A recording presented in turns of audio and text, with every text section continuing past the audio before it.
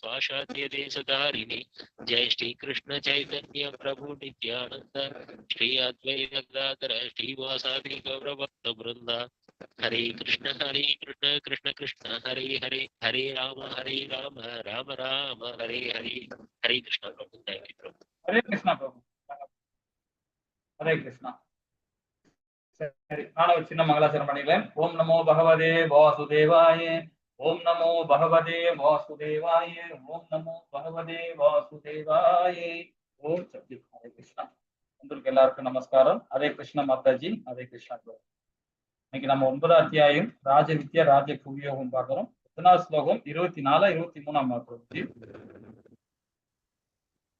19. ஹரே கிருஷ்ணன் தவறா சொல்றேன்.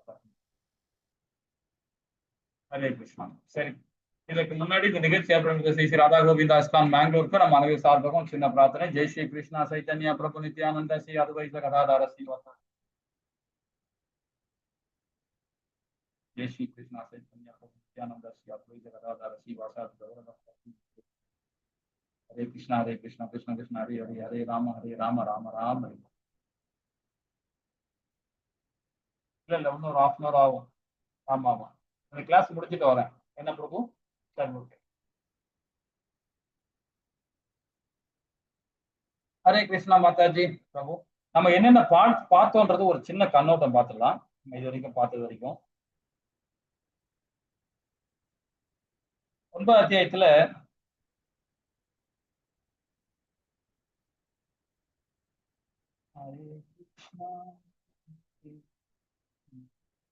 ஒரு நிமிஷம் இருக்கு, கூப்பிடுறாங்க. ஒரு செகண்ட்ல வந்துடுறேன்.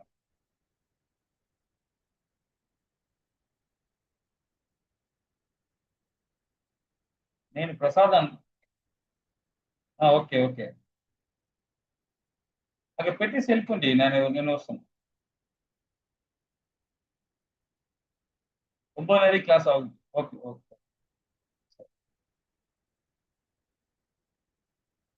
சரி ப்ரோ. ஹரே கிருஷ்ணா. சரி, இப்ப நம்ம என்னென்ன படிச்சோன்றது ஒரு சின்ன ஒரு கண்ணோட்டம் பார்க்கலாம். முதல்ல 1ல இருந்து 3வது ஸ்லோகம் வரைக்கும் அர்ஜுனா ஞானத்தோட கேள்வி கேட்கிறார். இந்த இந்த பெறுவதற்கு தகுதிகள் என்ன தகுதி, அதே மாதிரி இந்த அறிவின் இயற்கை என்ன அப்படின்னு பார்த்தோம்.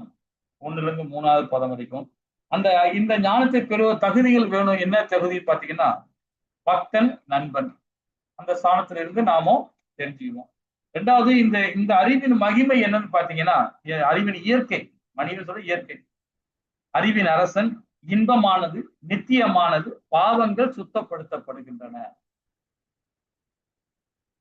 அதே மாதிரி 4ல இருந்து 10வது பதம் வரைக்கும் நினைத்து பார்க்க முடியாத பகவான், அதாவது நினைத்து பார்க்க முடியாத குணங்கள், நினைத்து பார்க்க முடியாத படைப்புகள் இல்லைங்களா? யார் பக்தி அலட்சியப்படுத்துகிறார்கள் அப்படின்னு பாத்தீங்கன்னா 11ல இருந்து 25வது பதம் வரைக்கும் சொல்லப்பட்டிருக்கு. இப்ப நாம 19வது பதம் நம்ம படிக்கணும்.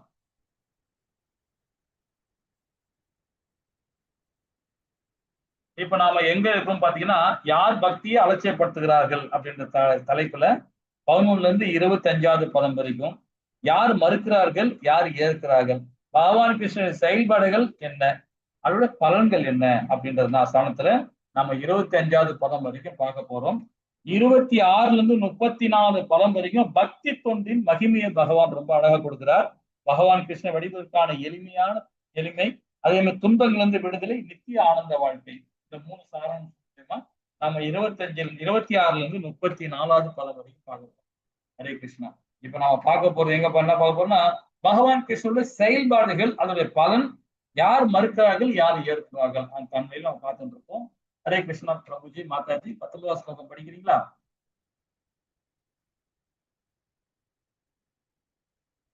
யாராவது படிக்கிறீங்களா மாதாஜி? ஹரே கிருஷ்ணா ஹரே கிருஷ்ணா. மீனாட்சி பிரபு மாதாஜி. ஹரே கிருஷ்ணா. படிக்கட்டுமா குருஜி?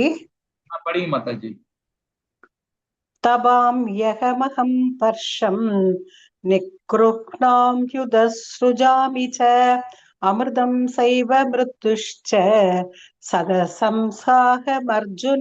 हरे कृष्णा. ஹரே கிருஷ்ணா மாதாஜி. படிச்சீங்க. இந்த 19வது பதம் என்ன சொல்லுது அப்படின்னு பாத்தீங்கன்னா, அர்ஜுனா, நானே வெப்பத்தை கொடுப்பவன், மழையின் தடுப்பவனும் கொடுப்பவனும் நானே, நித்தியமும் நானே, மரண உருவும் நானே, ஜடம் அதே மாதிரி சோதனம் இரண்டுமே எண்ணில் உள்ளன அப்படின்ற. கொஞ்சம் குழப்பமா தான் இருக்கு இல்லையா நாம படிக்கிறதுக்கு இது. அதாவது பாத்தீங்கன்னா என்ன சொல்ல வர்றாரு, பகவான் கிருஷ்ணரை வெப்பத்தையும் கொடுப்பவரும் மழையும் கொடுப்பவரும் அப்படின்றார் இடத்துல வந்து. இப்ப நம்ம இந்த படத்துல இப்ப பாக்குறீங்களா, இந்த ஸ்லைட்ல பாருங்க, மழை எப்படி வருது எப்படி உருவாகுது அப்படின்னு பாத்தீங்கன்னா,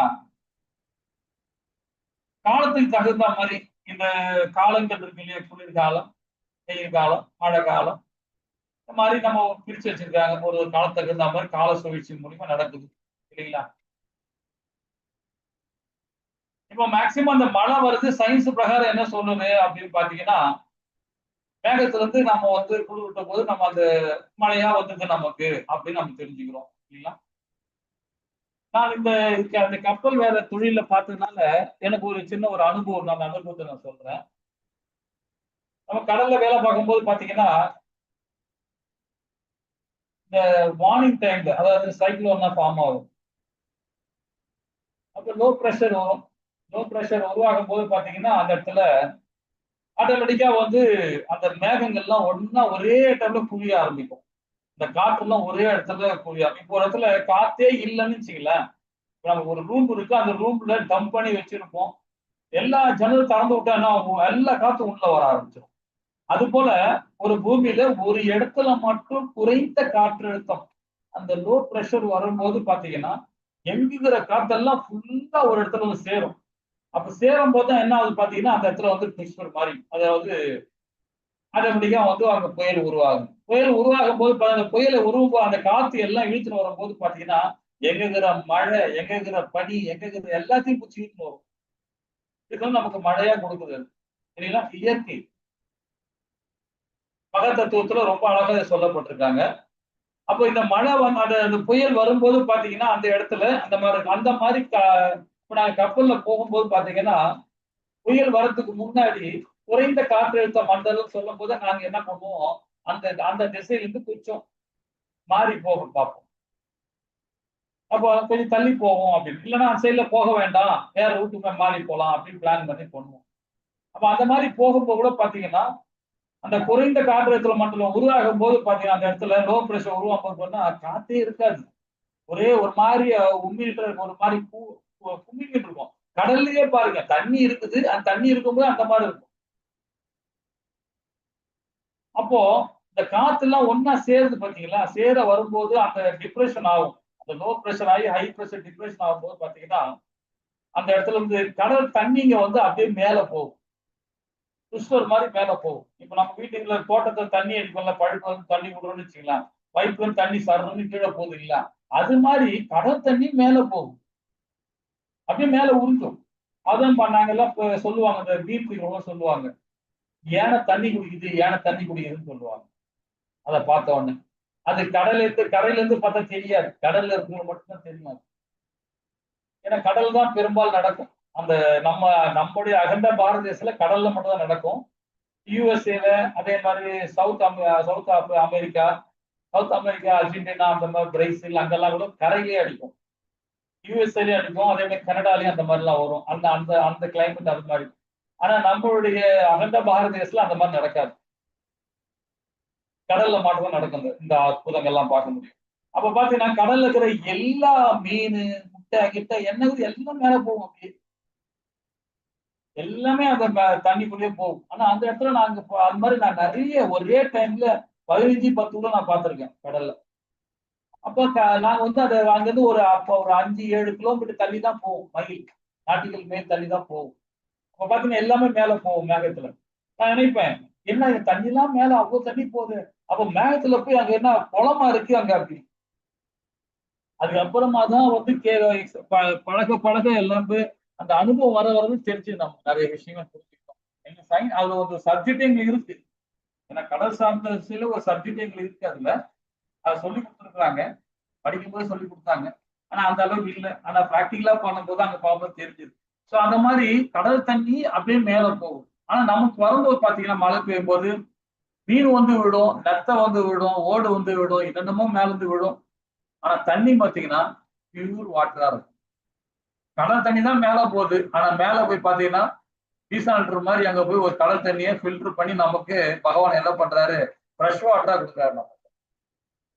அது ஒரு அற்புதம் பாருங்க, இல்லைங்களா? அதே மாதிரி வேப்பரேட்டா நமக்கு குளத்துல தண்ணிங்க, நிலத்துல உள்ள தண்ணிங்க, செடியில உள்ள தண்ணிங்க, இந்த நீராவி இந்த மூலியமா உறிஞ்சி உறிஞ்சி கொஞ்சமா மேல போய் அந்த மாதிரி போகும். இயற்கையோட இத அமைப்பு பாருங்க. அது என்ன பண்ணுது, மேகத்துல வந்து திரும்ப தண்ணி நிலத்துல வந்து இப்ப மழை பெய்யுது, மழை பெய்ஞ்சு திரும்பவும் கடலுக்கு போகுது, திருப்பி கடல் தண்ணி மேல போகுது. இந்த சுழற்சி இதுல நாம செய்யற அதர்மத்தினால என்ன ஆகுதுன்னா, இயற்கைக்கு எதிர்மாறியா நம்ம செயல்படும் போது இந்த இடத்துலதான் நமக்கு பிரச்சனை வரும். இயற்கைக்கு எதிர்மாறியா நம்ம செயல்பட்டோம்னு வச்சுங்களா, இது நம்ம என்ன பண்ணுவோம், என்னப்பா நம்ம ஊர்ல சுனாமி வந்துச்சுப்பா, நாடே இந்த மாதிரி நடந்துச்சு, பகவான் இப்படி பண்ணிட்டாராப்பா அப்படின்னுவாங்க. என்னப்பா ஒரே மழையா வந்துச்சுப்பா, வீடு ஃபுல்லா தண்ணியா ஆகி போச்சுப்பா அப்படின்னுவாங்க. வெயில் அடிச்சாலும் என்னப்பா இப்படி வெயில் அடிக்குதாப்பா அப்படின்னுவாங்க. எல்லாத்தையும் இயற்கையை குறை சொல்லுவாங்க, பகவானையும் குறை சொல்லுவாங்க. ஆனா நாம என்ன செஞ்சோன்றதை யாருமே சொல்ல மாட்டாங்க, இல்லைங்களா? இப்ப பாத்தீங்கன்னா வேளச்சேரியில நம்ம சென்னையில பாத்தீங்கன்னா வேளச்சேரின்னு ஒரு கிராமம் இருக்கு. அந்த வேளச்சேரி கிராமத்துல அதெல்லாம் நாங்க சின்ன பிள்ளையுமே கிராமம் தான் சொல்லுவோம். இப்ப அது பெரிய சிட்டியா இருக்கு. அந்த இடத்துல பாத்தீங்கன்னா வேளச்சேரியில வந்து பாத்தீங்கன்னா அதெல்லாம் வந்து நாங்க சின்ன பிள்ளைய வந்து நரியெல்லாம் பார்ப்போம். நரியெல்லாம் அந்த இடத்துல போகவே முடியாது. அந்த ரோட்ல எல்லாம் ஃபுல்லா பெருசா இருக்கும் பில்லுங்க, பெரிய பெரிய கோர பில்லுங்க, அவ்வளோ ஒரு லென்த்தா இருக்கும். எல்லாம் சதுப்பு நிலக்கடை தான். கிண்டி தாண்டினாவே அதான். பட்டினப்பாக்கெல்லாம் அந்த இது பட்டினப்பாக்கல இது மேடம்பாக்கெல்லாம் ஒரு ஊரே கிடையாது அதெல்லாம். ஒரே எங்க பார்த்தாலும் சதுப்பு நிலக்காடு தான். இன்னைக்கு என்ன பண்ணி எல்லாம் வீடை கட்டியிருக்காங்க. அப்புறம் பார்த்தா தண்ணி வராம எங்க போகும், தண்ணி வராம எங்க போகும். அதோட இடத்துக்கு அது போற வழி பாதையில போய் நம்ம வீடை கட்டி வச்சிருக்கோம், இல்லைங்களா? சோ அது மாதிரி நம்ம இயற்கை எதிர்மறை நம்ம செய்யும் போது அதுக்குள்ள பலன் நம்ம அனுபவிச்சுதான் ஆகணும். அதுதான் பகவான் சொல்றாரு, மழையும் கொடுப்பவனும் நானே, வெப்பத்தை கொடுப்பவன் நானே, மழையை கொடுப்பவனும் அவர் தான், அதை தடுக்கிறவன் அவர் தான், வெப்பத்தை தடுக்கிறவரும் அவர் தான். இதனால நம்முடைய செயலால் நம்ம என்ன மாதிரி செயல்படுறோமோ அதுக்கு தகுந்த மாதிரிதான் நமக்கு எல்லாமே கிடைக்கும். அப்ப பகவான் கிருஷ்ணரே ஜடம் சேதம் இரண்டுமே உள்ளடக்கியது சொல்றாரு. எல்லாமே பகவானை சார்ந்து இருக்கிறனால சார்ந்து இருக்குது. அப்போ நம்ம எதிர்மறையான செயல் நம்ம குறைஞ்சபட்சம் நாமளாவது, மத்தவங்களை விடுங்க, மத்தவங்களை பத்தி நம்ம காலோட அவங்க கர்மா பார்த்துட்டு போறோம். நம்ம கீதையை தொட்டாச்சு, கீதையை உள்வாங்க ஆரம்பிச்சாச்சு. நாமளே தனி மனித ஒழுக்கத்தோடு நாம இந்த இந்த இயற்கையை நாம சார்ந்து வாழணும். இயற்கையை சார்ந்து வாழும்போது பற்றற்ற தன்மையா வாழணும். அந்த இயற்கைக்கே பற்றற்ற தன்மையா வாழணும். அதுக்காக காத்து இருக்குதுன்னு சொல்லிட்டு அதிகமா சுவாசிக்கவும் முடியாது, தண்ணி இருக்குதுன்னு சொல்லிட்டு அதிகமா குடிக்கவும் முடியாது. அதுவும் நமக்கு ப்ராப்ளம் தானே, இல்லைங்களா? அதாவது நமக்கு என்னென்ன தேவையோ அதை மட்டும் இயற்கையை நம்ம சார்ந்து பற்றற்ற தன்மையை, இயற்கை கூட பற்றற்ற தன்மையா நம்ம இருக்கணும். அதுக்கு என்ன உதாரணம் பாத்தீங்கன்னா, சில பேர் 3 மாசம் வரைக்கும் இப்ப நம்ம ரஷ்யன்ஸ் எல்லாம் வந்திருக்காங்க. இப்போ ஒரு 15 பேர் ரஷ்யன்ஸ் மட்டும் இருக்கிறாங்க. அவங்களுக்கு இப்ப அந்த காலத்துல அவங்களுக்கு வந்து அந்த இடத்துல அவங்க ஊர்ல பாத்தீங்கன்னா இன்னைக்கு பனிப்பட்டு ஒரே ஸ்னோ நிறைய வரும். அங்கேயும் ஒரு அனுபவம் எனக்கு இருக்கு. அண்டார்டிகால வேலை பார்த்திருக்கேன். அது பக்கத்துல ஓலால போய் வேலை பார்த்திருக்கோம். நிறைய அந்த அந்த இடத்துல எல்லாம் பாத்தீங்கன்னா வாழவே முடியாது. இப்பெல்லாம் வந்து பாத்தீங்கன்னா -12 இருக்கும். சாதாரணமா -12 இருக்கும். அந்த மாதிரி டெம்பரேச்சர் இருக்கும். அவங்க எல்லாம் என்ன பண்ணுவோம், அந்த மாதிரி இருக்கும்போது அங்கிருந்து ஷிஃப்ட் ஆவாங்க. சைனா பார்டர் கிட்ட வருவாங்க. இதெல்லாம் வந்தா கொஞ்சம் அதே மாதிரி இவங்க உக்ரைன் பக்கம் வருவாங்க. அங்கெல்லாம் கொஞ்சம் கிளைமேட் சேஞ்ச் இருக்கும். அதே நார்த்துக்கு போக போக அவங்களுக்கு ரஷ்யன்ஸ் வந்து ஒரு ப்ராப்ளம். அதனால இவங்க என்ன பண்ணுவோம், இங்க மாதிரி இந்தியாவுக்கு வருவாங்க. இந்தியாவுக்கு வந்து ஆல்ரெடி பக்தர்கள் அவங்க இங்க வந்து சேவை பண்ணுவாங்க. இங்க ஒரு 3 மாசம் 4 மாசம் சேவை பண்ணுவாங்க. அவங்க ஊர்ல அவ்வளவு குளிர் இருக்கும். இங்க வருவாங்க, அந்த மாதிரி வந்து செய்யறாங்க, இல்லைங்களா? அது எது சொல்ல வரேன்னு பாத்தீங்கன்னா, அந்த மாதிரி குளிர் பிரதேசமா இருந்து கூட அவங்க சில பேர் அங்கேயுமே கோவில்ல இருந்து இன்னைக்கும் அந்த கோவில திறந்து வச்சுட்டு இன்னைக்கும் வந்து சேவை பண்ணிட்டு தான் இருக்கிறாங்க. பக்தி மட்டும் தான் இருக்கிறாங்க. அதுக்கும் அந்த சக்தியை பகவான் கொடுக்கிறார். சக்தியை பகவான் கொடுக்கிறார். சரி, 20வது பதம் என்ன சொல்றது பாப்போமா? ஹரே கிருஷ்ணா. हरे ஹரே कृष्णा கிருஷ்ணா. त्रैविद्या मां सोमबाह भूतबाबा यज्ञरिष्ट्वा स्वर्गतिं प्राप्यन्ते ते पुण्यमासाद्य सुरेन्द्रलोकमश्नन्ति दिव्यान्ति विदेशवबोडिकान् हरे कृष्णा ஹரே கிருஷ்ணா மாதா. சொர்க்க லோகத்தில் அடைவதற்காக, அதாவது சொர்க்க லோகத்தை அடைவதற்காக வேதங்களை பயின்று அமிர்தத்தை அருந்துபவர்கள் என்னை மறைமுகமாக வழிபடுகின்றன. இதன் மூலம் அவர்கள் பாவ விளைவுகளிலிருந்து தூய்மை அடைந்து புண்ணியமான இந்திரலோகத்தை பிறவியெடுத்து அங்கே தேவ சுகங்களை அனுபவிக்கின்றன. இப்ப இங்க ஆத்ம தத்துவத்தையும் நம்ம ஆல்ரெடி படிச்சுட்டோம், 2வது அத்தியாயத்திலும் படிச்சோம், கர்ம யுகத்திலையும் படிச்சிருக்கோம் இல்லைங்களா. திரும்பவும் பகவான் இங்க இருந்து கொடுக்க வர்றாரு. என்ன கொடுக்க வர்றாரு? நம்ம செயலால. இது இப்போ சொர்க்கலோகம் போறது அப்படின்னா வேதங்கள்ல படிக்கிறோம். இது என்ன குணம் யாராவது சொல்ல முடியுமா? இந்த சொர்க்கலோகத்தை அடையவோருக்கு வேதங்களை பயின்று சாமரதத்தை அருந்தவர்கள் என்னை மறைமுகமாக வழிபடுகின்றன அப்படின்றார். இது என்ன குணம்? சத்துவகுணம். ஹரே கிருஷ்ணா. வேற யாராவது சொல்ல முடியுமா? மொத்தமே 3 குணம் தான். என்ன மாதாஜி? ரஜோகுணம்.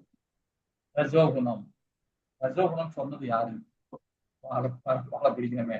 யார் சொன்னா மாதாஜி? ஜோதி லட்சுமி மாதாஜா? ஜோதி மாதாஜா? ஆமா பிரபு.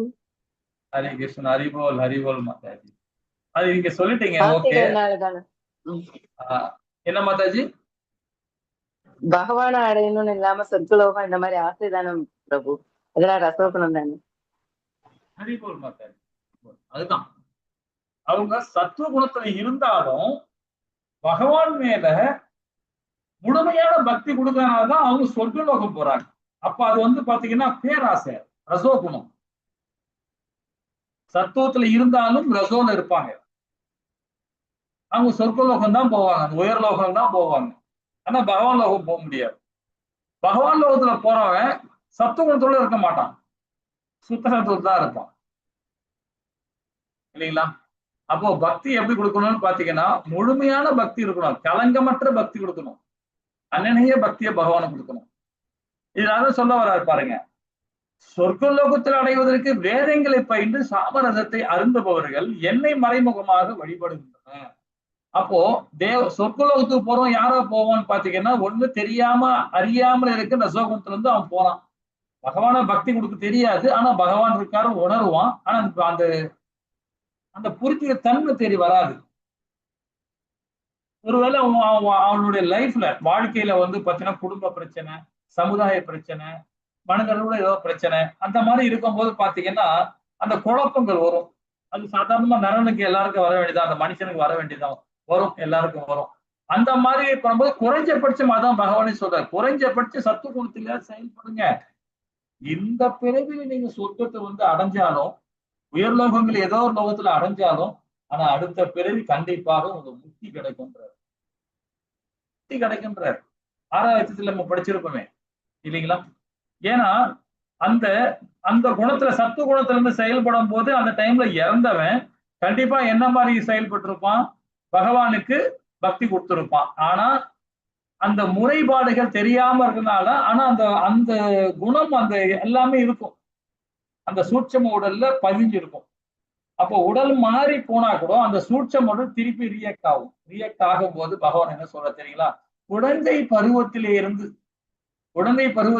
பகவானுக்கு பக்தி கொடுப்பான். என்னன்னா இப்ப பகவானுக்கு பக்தி கொடுக்குற நிறைய பேர் என்னன்னா பொருளாதார ரீதியில பிரச்சனை இருக்கும், அதனால கொடுக்க முடியாது இல்லைங்களா. இப்ப நிறைய பணம் இருந்ததுன்னா, இப்ப ஒரு வசதி படைச்ச வீட்டுல இருந்தா அப்போ அவனுக்கு பிரச்சனை இல்லை, சின்ன வயசுல இருந்தே பக்தி கொடுக்கலாம். இப்ப இருக்க பிள்ளைகளை விடுங்க, சமுதாயம் வேதங்கள் அதான் சொல்லப்படுது.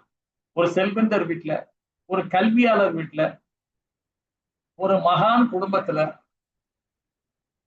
அவங்க வீட்டுல குழந்தைங்க, அந்த குழந்தைக்கு பிறந்ததுன்னா, ஜன்மம் எடுத்ததுன்னா கண்டிப்பா பாத்தீங்கன்னா லட்சுமி கடாட்சமா இருக்கும் அந்த குழந்தைங்க. ஒரு பிராமண வீட்டுல குழந்தை பிறந்துச்சுன்னா இயற்கையாவே என்ன பண்ணுவாங்க? அந்த பிராமண வீட்டுல கரெக்டா பகவானுக்கு எல்லா விதமான பாராயணம் பண்ணுவாங்க. அந்த சாசன சம்பிரதாயத்துல ஓரளவுக்கா சொல்லி கொடுத்துருப்பாங்க. அப்போ அந்த சின்ன பிராயத்துல இருந்து அந்த ஆல்ரெடி முன்னாடி இறக்கும் போது பகவானுடைய பக்தி மார்க்கத்துல இறந்தனாலதானே இந்த குணத்துல வந்திருக்கிறான். அப்போ அந்த சூட்சமோடல் இங்க வந்த உடனே அந்த பிராமணன் சொன்ன பிறகு அந்த குளத்துல பிறந்த பிறகு திருப்பி முழுமையா பக்தி கொடுக்க ஆரம்பிச்சிருவான். அப்ப பாத்தீங்கன்னா கண்டிப்பாக அந்த சின்ன பிராயத்திலிருந்து பக்தி கொடுத்து ஆத்மதத்துவ உணர்ந்து அவன் செயல்படும் போது கண்டிப்பாக முக்தின்றது 6வது அத்தியாயத்தில் நம்ம விவரமா படிச்சிருக்கோம் இல்லைங்களா. இப்ப இந்த சொர்க்கலோகத்தை அடைக்கிறதுக்கு என்னன்னா தேவர்கள் வழிபாடு பண்றதுனாலதான். ஆனா மறைமுகமாக பகவானுக்கு அவர் நமக்கு கொடுக்குறாரு. இப்ப தேவர்கள் வழிபாடு பண்றது தேவருக்கு யார் கொடுப்பா? பகவான் தான் கொடுக்குறாரு. ஆனா நாம அது தெரியாம நம்ம வழிபாடு பண்றோம். இதன் மூலம் அவர்கள் பாவ விலையிலிருந்து தூய்மை அடைகிறாங்க. ஒரு வகையில நல்லதுதான், தத்துவத்துல செயல்படுறது நல்லதுதான். ஒரு மனுஷனா பிறந்தா கண்டிப்பா 7 பிறவி இருந்தே ஆகணும்னு வேதம் சொல்லுது. 7 பிறவி கண்டிப்பா ஜன்மம் எடுத்தே ஆகணும். ஒரு பிறவில மனுஷன் என்ன பண்றான்? கெட்ட குணமா இருப்பான். அடுத்த பிறவி அங்கிருந்து கொஞ்சம் வேற நிலைமை இருக்கும். அங்க அப்படி அப்படி பாவம் குறைஞ்சிட்டே கடைசியில் என்ன ஆகும்? முக்தி அடையலாம். அப்போ இருக்கிற வரைக்குமாவது நம்ம இது வரைக்கும் தப்பு பண்ணிட்டோம், தெரியாம பண்ணிட்டோம், ஏதோ பண்ணிட்டோம். பகவத்கீதை தொட்டுட்டோம், படிக்க ஆரம்பிச்சிட்டோம், உணர ஆரம்பிச்சிட்டோம். இனியாவது குறைஞ்சபட்சம் நாமும் சத்துவ குணத்திலேயாவது செயல்படும். அடுத்த பிறவியாவது முக்தி கிடைக்கும். இந்த பிறவி கிடைக்கலாம் பரவாயில்ல, அடுத்த பிறவியாவது முக்தி கிடைக்கணும். இதுதான் சாத்வீகமா நம்ம செயல்படுற செயல். ஆனா இந்த பிறவிலே நமக்கு முக்தி கிடைக்கணும்னா சாத்வீகமா செயல்படணும். அது கடினம் கிடையாது, நினைச்சா கடினமா இருக்கும். ஆனா செயல்பட பண்ண ஆரம்பிச்சீங்கன்னா ரொம்ப ஈஸியா இருக்கும், ரொம்ப இயல்பா வந்துடும் அது இல்லைங்களா. அது நம்ம ஜீன்லே இருக்கு. பகவான் கிருஷ்ணர் நித்தியமும் மரணமும் உருவமும் அவர் தான். மரணமும் அவர் தான், நித்தியமும் அவர் தான். மரணம் எப்படி நித்தியம் அவரு எப்படியா சொல்றாங்க? அது ஏதாவது புரியுதுங்களா அவங்களுக்கு? மரணமும் அவர் தான், நித்தியமும் அவர் தான். இந்த படத்தை பார்த்தா உங்களுக்கு சொல்லலாம்.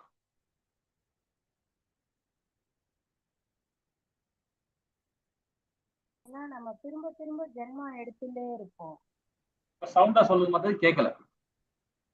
நம்ம திரும்ப திரும்ப ஜென்மம் எடுத்துட்டே இருப்போம்.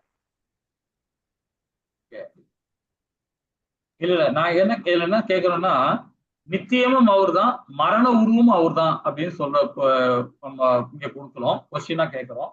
அதுல என்ன சொல்ல வரீங்க நீங்க திருப்பி சொல்லுங்க. ஏன்னா நம்ம திரும்ப திரும்ப பண்ணிட்டே இருக்கோம். பகவானும் நம்ம ஆத்மஸ்வரூபமா நம்ம கூடவே இருப்பார். அதனால ரெண்டுமே அவர் தான் மீன் பண்றோம். ஓகே மாத்தாஜி, நல்லா புரிஞ்சுக்கிட்டீங்க மாத்தாஜி. நித்தியமும் அவருன்னு சொல்லும் போதே பாத்தீங்கன்னா நமக்குள்ள இருக்கிற ஆத்மா, நமக்குள்ள இருக்கிற ஆத்மா நித்தியமானது. அது மரணம் இந்த உடலுக்கு தானே தவிர அந்த நித்தியத்துக்கு கிடையாது.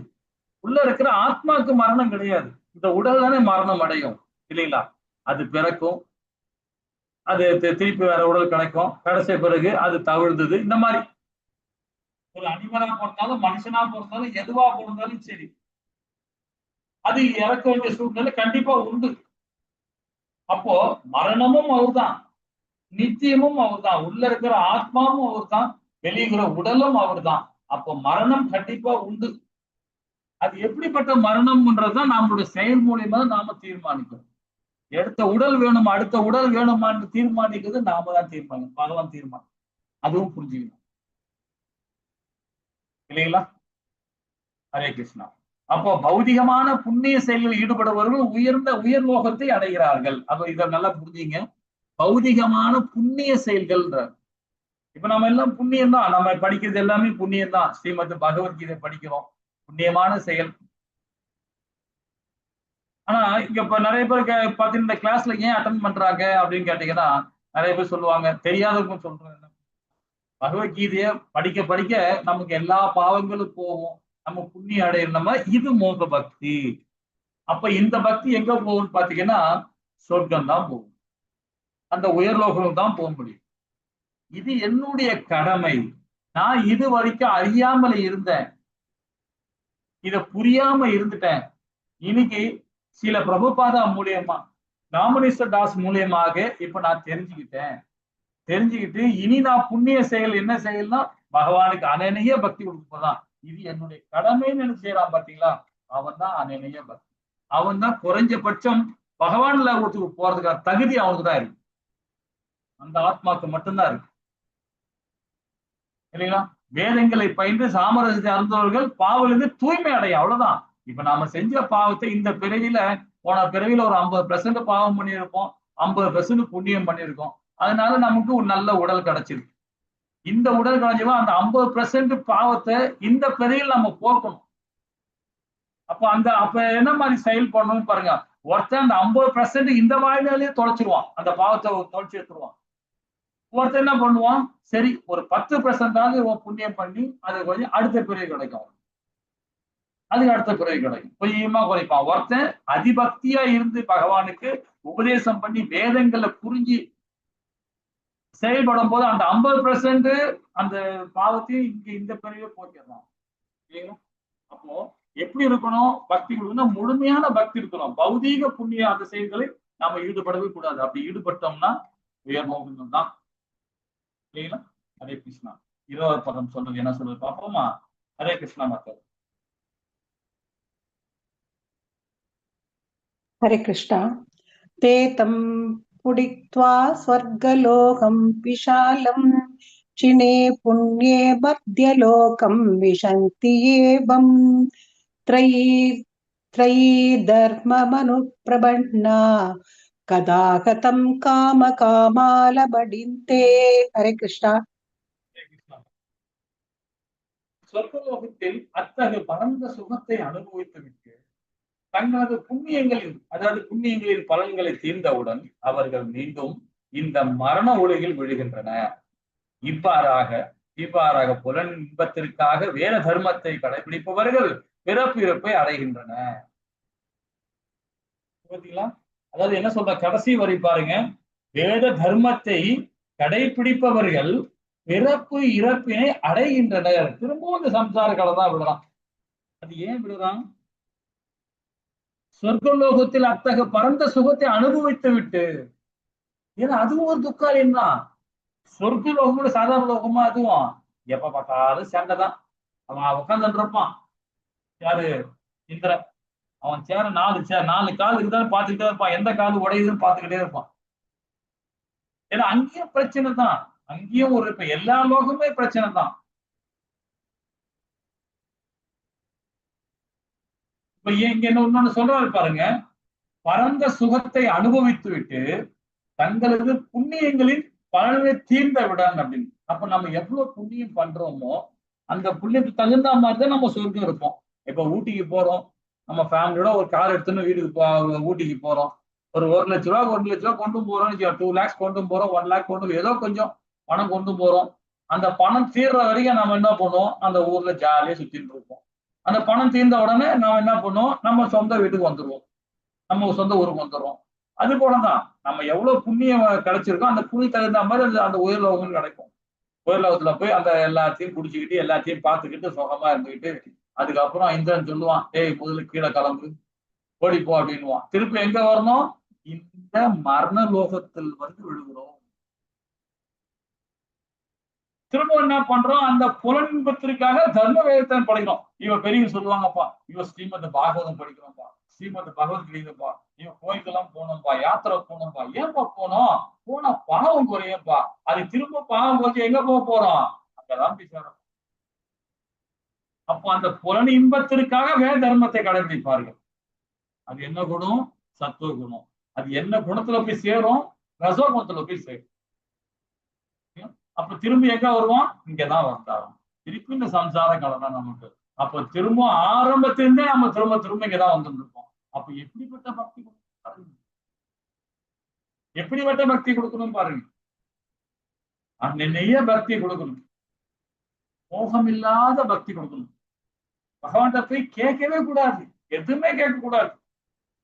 நீங்க பாடுங்க, அவர் கடமை, உங்க கடமையை நீங்க செஞ்சுக்கிட்டே இருக்கணும். பகவானுக்கு சேவை பண்ணிட்டே இருக்கணும். பகவானே என்னையா இப்படி படிச்ச, பகவானே எனக்கு இது கொடு, பகவானே அதை கொடு, நான் இதை பண்றேன், நான் ஏகாதேசியா கொடுத்து இருக்கிறேன், நான் பகவான வைகுந்தம் போகணும் அப்படின்னு. அதுவும் மோக பக்தி தான்,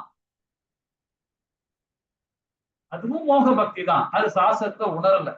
ஏன் ஏகாதேசி விரதம் இருக்கிறோம் அப்படின்னு நிறைய பேருக்கு தெரியல. கேட்டா மாசத்துக்கு 2 வருது, வருஷத்துக்கு 24 வருது.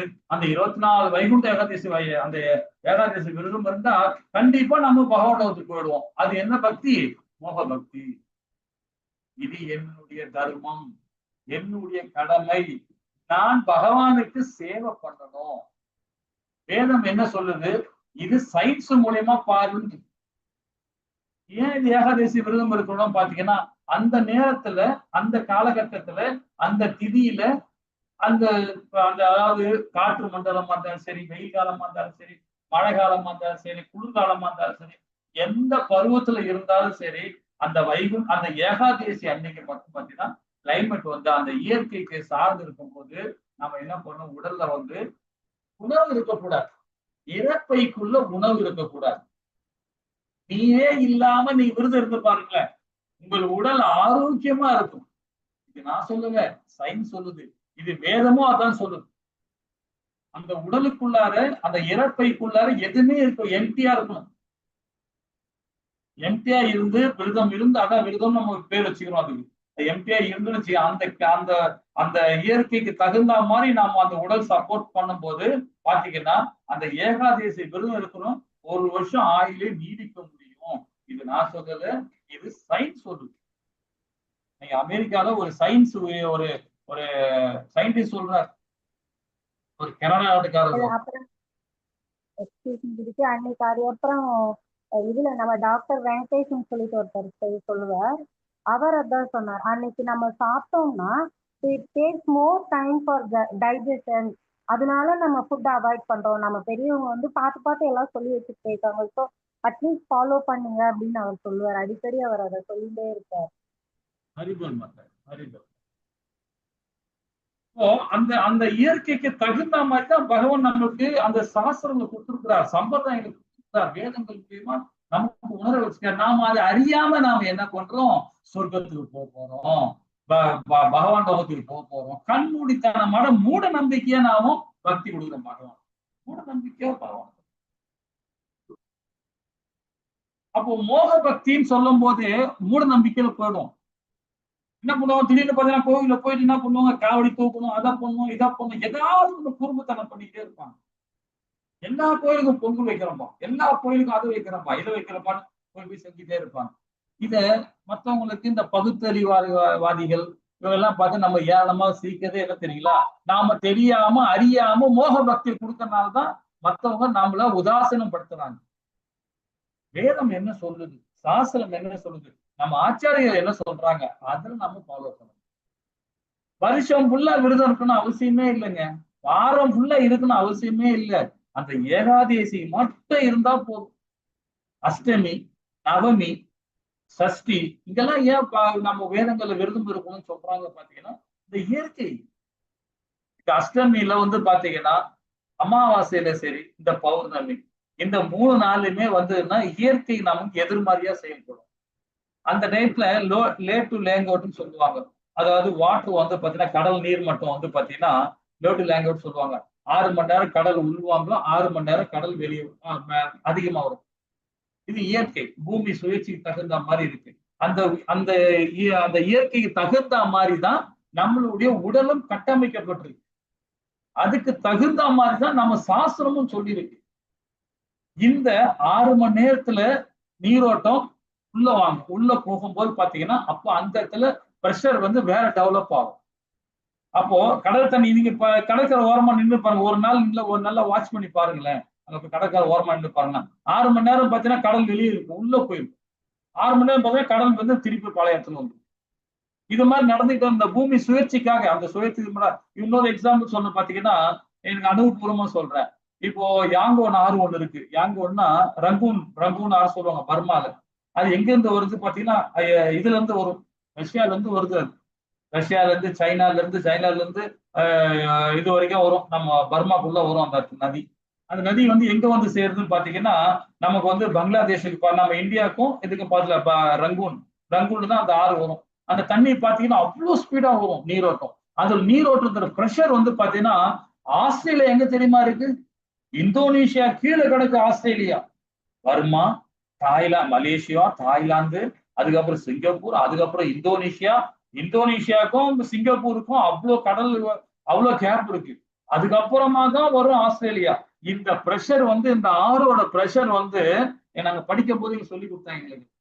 அந்த பிரஷர் வந்து அங்க கிடைக்கும், எங்க ஆஸ்திரேலியால. அப்ப அந்த நீரோட்ட தன்மை இருக்கு பாருங்க, அதுதான் இந்த அமாவாசை, இந்த அஷ்டமி, அதே மாதிரி இந்த பௌர்ணமி, இந்த நேரத்துல பாத்தீங்கன்னா இயற்கை சீற்றம் வந்து வேற மாதிரி இருக்கும். அப்போ இந்த நோய்வாய்ப்பட்டவங்களுக்கு எல்லாம் வந்து சீக்கிரமா இறந்துருவாங்க. அந்த அந்த கிளைமேட் ஒத்து வராது அவங்களுக்கு.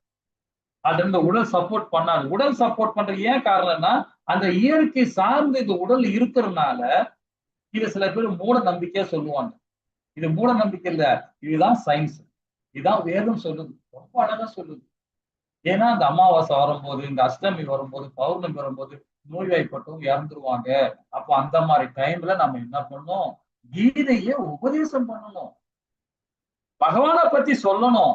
அந்த பகவானுடைய சொல்லும் போது அந்த உடல் பகவானுடைய உடல் தானே, அது பகவானுடைய அம்சம் தானே. அந்த கேட்கும் போது பகவானுடைய வார்த்தைகளை சொல்லும் போது, நம்ம பக்கத்துல இருந்து கீதையை சொல்லும் போது அந்த உடல் பார்த்தீங்கன்னா புத்துணர்ச்சி அடையும். திரும்ப சிரிக்கும், உடம்பு அப்படியே சிரித்து நிற்கும், அப்படியே நிற்கும். முடிஞ்ச வரைக்கும் அந்த உயிரை புடிச்சு வைக்க பார்க்கும், ஆத்மா வெளியே போகாது. அப்போ அந்த நோய்வாய்ப்படும் போது இந்த இயற்கைக்கு தகுந்த மாதிரி இந்த உடல் இருக்கிறதுனால, அப்போ பாத்தீங்கன்னா இயற்கை எதிர்மறையா செயல்படும் போது அப்போ உடல் வந்து என்ன ஆகும்? அதுக்கு தகுந்த மாதிரி தான் அது செயல்படும். அப்ப ஆட்டோமேட்டிக்கா ஆத்மா உடலை விட்டு வெளியே போகதான் பார்க்கும்,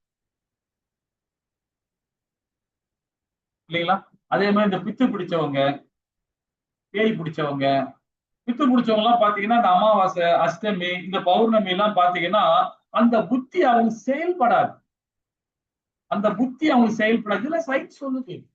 அவங்க ஆட்டோமேட்டிக்கா ரொம்ப டெம்பர் ஆயிடுவாங்க. அப்படி ஒரு மாதிரி ஆயிடுவாங்க. அவங்க என்ன பேசவும் தெரியாது. அவங்க நார்மல் பர்சனே கிடையாது இல்லையா அவங்க. அப்போ அந்த இயற்கை அவங்க சப்போர்ட் பண்ணலன்னா அந்த உடல் அவங்க சப்போர்ட் பண்ணாம இருக்கனால அவங்க என்ன பண்றோம்? தன்னை மறந்து என்னென்னமோ பேசிட்டு இருப்பாங்க. கடாமுடான் செயல்படுவாங்க, கடாமுடான் பேசுவாங்க, கடாமுடான் தூக்கி அடிப்பாங்க, எல்லாமே செய்வாங்க, பிரச்சனை பண்ணுவாங்க. ஏன்னா அந்த இயற்கை எல்லாம் சயின்ஸ் நிறைய சொல்லிட்டு இருக்கு. இது ஒரு பெரிய கிளாஸே ஒண்ணு வச்சிருக்காரு நம்ம ஆச்சாரி சில பிரபுபாதா, ஒரு புக்கே வச்சிருக்கிறார். அற்புதமா இருக்கு, அந்த புக்கெல்லாம் படிங்க, ரொம்ப நல்லா இருக்கும்.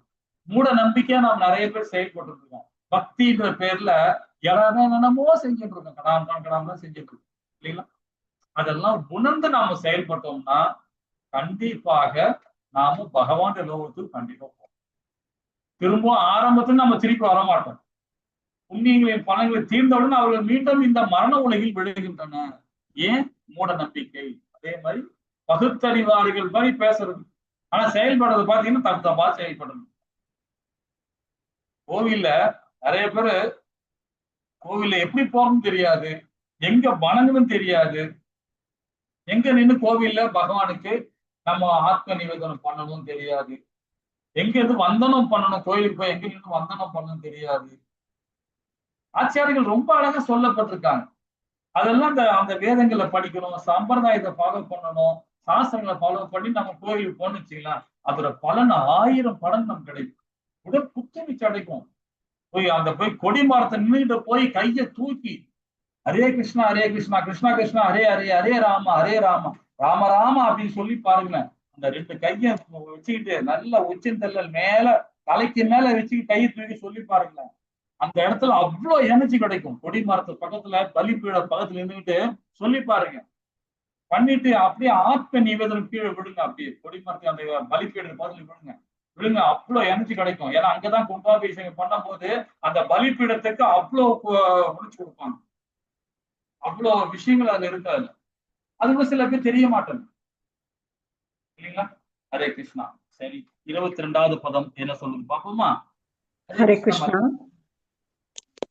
அனன்யா சிந்தயந்தோ மாம் ஏ ஜனா பரியுபாசதே தேஷாம் நித்யா பிடியுக்தானாம் யோகக்ஷேமம் பகாம்யகம். ஹரே கிருஷ்ணா. ஹரே கிருஷ்ணா மாதாஜி. என்ன சொல்றது பாத்தீங்கன்னா, ஆனால் எனது திவ்ய ரூபத்தின் மீது தியானம் செய்து கொண்டு கலங்கமற்ற அது அனநேய பக்தியுடன் என்னை நிச்சயமாக வழிபடுவர்களுக்கோ அவர்களுக்கு வேண்டியவற்றை கொடுத்து அவர்களிடம் இருப்பதை பற்றி காத்து நான் வாழ்கிறேன். போன அத்தியாயத்துக்கு ஒரு கதை சொன்னேன். அந்த கதை இதுக்கு செட் ஆகும் நினைக்கிறேன். அதுதான் கரெக்ட் தான். ஏன்னா பகவான் என்ன சொல்றாரு இந்த வேதங்கள்ல, இந்த இந்த இதுல வந்து என்ன அநேக பக்தி வழிபாடு பண்றவங்களுக்கு கண்டிப்பாக அது பலன் உண்டு. ஏன்னா பகவான் மேல சரணாகதி அடைஞ்சிட்டான், முழு நம்பிக்கை வச்சுட்டான் பகவான். பகவானை நீதான் பகவான் எனக்கு எல்லாமே என்று சொல்லிட்டு பகவானை சார்ந்து அவன் செயல்பட ஆரம்பிச்சுட்டான்னா அவனுக்கு எல்லா விதமான ஐஸ்வர்யம் கொடுப்பார். அவர்கிட்ட இருக்கிற எல்லா விதமான 6 விதமான ஐஸ்வர்யமும் பகவான் நமக்கு கொடுப்பார். எல்லா ஐஸ்வர்யம் கிடைக்கும். அப்ப பகவானுக்கு சரணாகதி தன்மையில நம்ம இருக்கணும் இல்லைங்களா? எப்பவுமே பகவான் கிருஷ்ணர் ஹரே கிருஷ்ணா ஹரே கிருஷ்ணா கிருஷ்ணா கிருஷ்ணா ஹரே ஹரே ஹரே ராம ஹரே ராம ராம ராம் ஹரி ஹரி பகவான் நினைச்சுக்கிட்டே இருக்கணும். பரிபூர்ணமான பாதுகாப்பு நம்ம கொடுப்பார். எப்பவுமே பக்தியை வந்து பாத்தீங்கன்னா ஒரு நாளைக்கு இந்த கோவில்ல நான் 18 நாளா இருக்கேன். இதோட ஒரு 2 மாசம் முன்னாடி 1 மாசம் இருந்தேன். அவ்வளோ எனர்ஜி கிடைச்சது எனக்கு அனுபவத்தை சொல்றேன். இப்ப இந்த 18 நாளா இங்க இருக்கேன், கோவில்ல இருக்கிறேன். உண்மையா சொல்ல போனேன்னு வச்சுங்களேன், வெளி உலகமே தெரியல. என் மனைவி போன் பண்றாங்க, அவங்கள்ட்ட பேச நல்லா இருக்கீங்களா, நல்லா இருக்கேன், எப்படி இருக்கீங்க, இருக்கீங்க, சரி ஓகே வச்சுட்டோமா, வச்சிடும், அவ்வளவுதான் முடிஞ்சிச்சு. இப்போ பக்திக்கு கொடுக்க ஆரம்பிச்சோம். உங்களுக்கு ஏதாவது பிரச்சனை இருக்காமா, எதுவும் பிரச்சனை இல்லைங்க, சரி. அப்போ நமக்கு அந்த இது கொடுத்துறாரு, பகவான் பார்த்துக்கிறாரு. அந்த நம்பிக்கை இருக்கு. என்ன சொல்லுவோம், இதங்க மூட நம்பிக்கைன்னு சொல்லுவாங்க. இது மூட நம்பிக்கை கிடையாது. பகவான் மேல அனநிய பக்தி கொடுக்கறவன் வந்து வெளி பார்வைக்கு மூட நம்பிக்கை தெரியலாம். ஏன்னா கொடுக்கறது எங்க, பகவான் கிட்ட. ஒரு உண்டியில காசு போட்டா உண்டியில காசு இருக்கும், எங்கேயும் போகாது இல்லைங்களா? உண்டியில இருந்து யாராவது களவாட்டாதான் உண்டியில இருந்து மிஸ் ஆகுமே தவிர உண்டியில போடுற காசு எப்பவுமே அங்கதான் இருக்கும். அது போல பகவானுக்கு கொடுக்குற பக்தி என்னைக்குமே வீண் போகாது. ஆனா அது பௌதிகத்துல இருந்துன்னா வீண் போகும். பௌதிகத்துல முதலீடு நம்ம பண்ணோம்னா அது நமக்கு விழிச்சுதான் கொண்டு விடுவோம். பக்தியில முதலீடு பண்ணும் போது நம்ம எப்பவுமே சச்சித்தானந்தமா தான் செயல்படுவோம் சரிங்களா? அப்ப பகவான் நாமத்தை சொல்லிட்டே இருப்போம், எல்லாருமே நல்லா இருப்பாங்க சரிங்களா? ஒரு நாளைக்கு காலையில 2:30 மணிக்கு கோவில டெய்லி எழுந்துக்கிறேன். எழுந்தும் போது பாத்தீங்கன்னா ஹரே கிருஷ்ணான்னு சொல்லி எழுந்துக்கிறோம், போய் உட்காடுறோம், அதை நாமத்தை சொல்றோம். மங்களாரத்தி பண்றது முன்னாடி ஏன்னா கோவில சேவை நம்ம வந்து முழுமையா பண்ணிட்டு இருக்கோம். என்னன்னு பாத்தீங்கன்னா கேமரா, அதே மாதிரி இந்த லைவ்ல போடுறது, இதெல்லாம் என்னுடைய வேலை. அதே மாதிரி பக்தர்கள் வரும்போது அந்த மேட் எல்லாம் போட்டு வைக்கணும் அவங்களுக்கு உள்ள வரத்துக்கு. அப்புறம் சில பிரபுபாதாவுடைய அந்த விக்கிரகம் வச்சிருக்காங்க, அந்த விக்கிரகத்துக்கு எல்லாம் சுத்தப்படுத்திட்டு அந்த துணி எல்லாம் ஸ்கிரீன் எல்லாம் எடுத்துட்டு போறது. அதே மாதிரி இப்போ வந்து தாமோதர நடக்குது இல்லையா, அங்க பகவானுடைய சிலை இருக்கு, தாயாரோட சிலையும் இருக்கு. அவங்களுக்கு அந்த சிலையெல்லாம் எடுத்துட்டு அந்த மாலையெல்லாம் எடுத்துட்டு சுத்தப்படுத்தி இதெல்லாம் பண்ணும். இந்த சேவைலாம் நான் பண்ணிட்டு இருக்கேன். இதெல்லாம் கேட்டு என்ன பார்த்தீங்கன்னா ஒரு 1/2 மணி நேரம், ஒரு 40 மினிட்ஸ் ஆகும் எனக்கு. எல்லாம் முடிச்சுட்டு உட்கார்ந்து பண்ண 4:30 மணிக்கு மங்களாத்தி முடிச்சுட்டு அப்புறம் ஹரே கிருஷ்ணா மகாமந்திரம். அதுக்கு முன்னாடியே ஒரு 8 ரவுண்டு நான் பண்ணிடுவேன். அதுக்கப்புறம் பண்ணிட்டே இருக்கும். எதுக்கு சொல்ல வரேன்னு பாத்தீங்கன்னா, அப்போ வீட்டு பிரச்சனை தெரியாது, சமுதாய பிரச்சனை தெரியாது, வெளி உலகமே தெரியாது. எங்க இருக்கிறோம் நாம பாதுகாப்பா பகவான் இருக்கிறோம். இது கோவில்ல வந்தா பண்ணணும் அவசியம் இல்லை. உங்க வீட்டுல இருந்தே பகவானுக்கு முழு நேரம் பக்தி இருக்கலாம், முழு நேரம் வீடியோ கோவில் ஆக்கலாம். நீங்க அவருடைய பாதுகாப்பு இருக்கும்போது நமக்கு எந்த பிரச்சனையும் இருக்காது. பகவான் கிருஷ்ணனை தியானித்து கொண்டு இருக்கிறது. வீட்டை இருந்துகிட்டே ஹரே கிருஷ்ணா மகாமந்திரம் சொல்லிக்கிட்டே இருப்பாங்க. அவரை வாங்க, என்னைக்கு நீங்க ஹரே கிருஷ்ணா மகாமந்திரம் சொல்லும் போது பகவானை நினைச்சு சொல்ல ஆரம்பிச்சிட்டீங்களோ நீங்க முழுமையான பக்திக்கு உள்ள வந்துட்டீங்கன்னா, ஏதோ ஒரு கடமைக்காக நாம ஹரே கிருஷ்ணா மகாமந்திரம் சொல்றோம்னு நினைச்சுக்கிட்டேன். சில பேர் போன் பேசிட்டே ஹரே கிருஷ்ணா மகான் சொல்லுவாங்க, இல்ல மொபைல பாத்துக்கிட்டே பண்ணுவாங்க, டிவியை பார்த்துக்கிட்டு ஏதாவது புக்கு படிச்சுக்கிட்டு ஏதோ கடமைக்காக ஹரே கிருஷ்ணா மகாமந்திரம் சொல்லணும்னு நினைப்பாங்க. இது எல்லாமே கனிஷ்டக அதிகாரியோட மோசமான அதிகாரி. பகவானை தியானிக்கணும், அவருடைய லீலைய நினைச்சு பார்க்கணும். பகவானே இன்னைக்கு நல்ல பிரசாதம் நான் இன்னைக்கு பண்ண இல்லையா, நல்லா இருந்தா பகவானே அப்படி நினைச்சுக்கிட்டே நீங்க ஹரே கிருஷ்ணா மகாமந்திரம் சொல்லி பாருங்களேன், பகவான் லோகத்தையே போயிடுவீங்க, அப்படியே வாழ்ந்துகிட்டு இருக்கீங்க அவர்கிட்ட. அந்த மாதிரி தியானிக்கணும், அந்த மாதிரி பகவானை தியானம் பண்ணணும். தியானம் பண்ணி பகவான் ஹரே கிருஷ்ணா மகாமந்திரம் சொல்லணும். பகவான் கிருஷ்ணன் சங்கத்தை விரும்பி, எப்படிப்பட்ட சங்கம் இப்ப நாம எல்லாம் எத்தனை பேருக்கும் தெரியாது இந்த கிளாஸ்ல. ஆனா இந்த சங்கம் வந்து பாத்தீங்கன்னா பகவானால ஏற்படுத்தப்பட்ட சங்கம் இது. நான் ஆணித்தரமா சொல்லுவோம், நம்ம ஆணித்தரமா சொல்லுவோம். இப்ப நம்ம இந்த சங்கத்துல எப்படிலாம் இருக்கோம் பாத்தீங்களா? இந்த சங்கம் முழுமையாக கடைசி வரைக்கும் போகும். பகவானோட அருளால கண்டிப்பா போகும். போகும்போது நிறைய விஷயங்கள் உங்களுக்கு தெரியும். இது ஒரு குடும்பம். இந்த பக்தி குடும்பம் இது.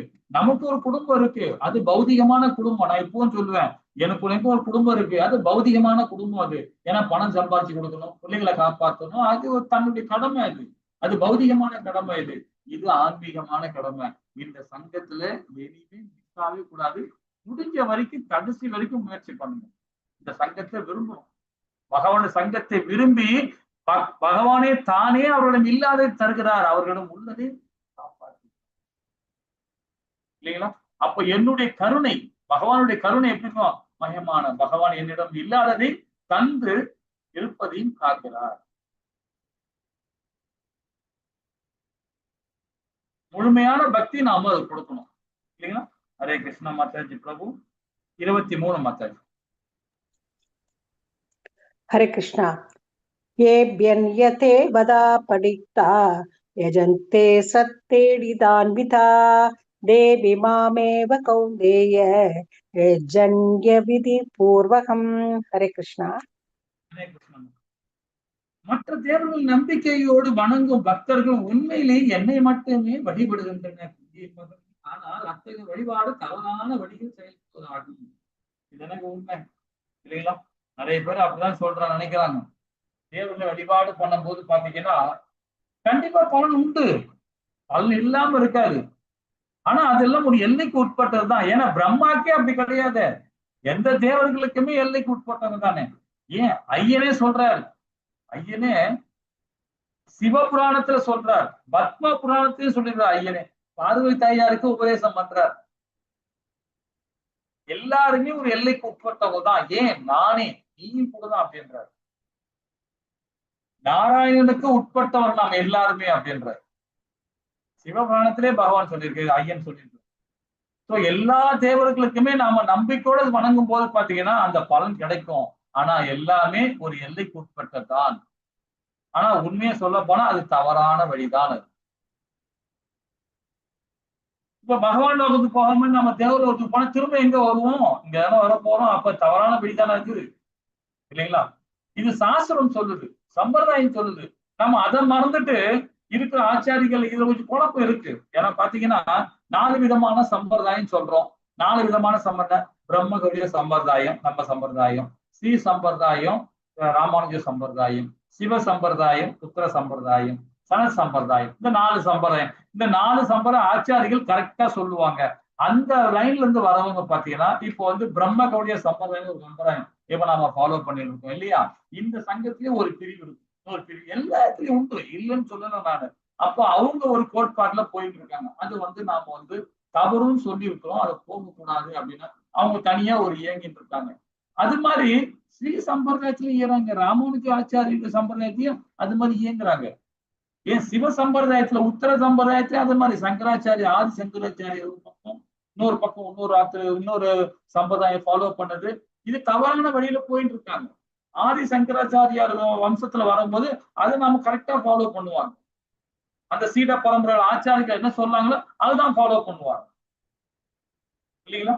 அப்போ அவங்க என்ன சொல்றாங்கன்னா இந்த 4 பேருமே என்ன சொல்றாங்க, முழு கடவுளான ஆதி அந்தமா இருக்கிற பகவான் கிருஷ்ணரை நம்ம வணங்கணும். எல்லாமே இப்போ நம்ம எந்த இடத்துல போய் நீ எங்க போய் இது பண்ணாலும் சரி, எல்லாம் கடைசியில எங்க சொல்லுவாங்க, வாசுதேவ மந்திரத்தை சொல்லிதான் முடிப்பாங்க.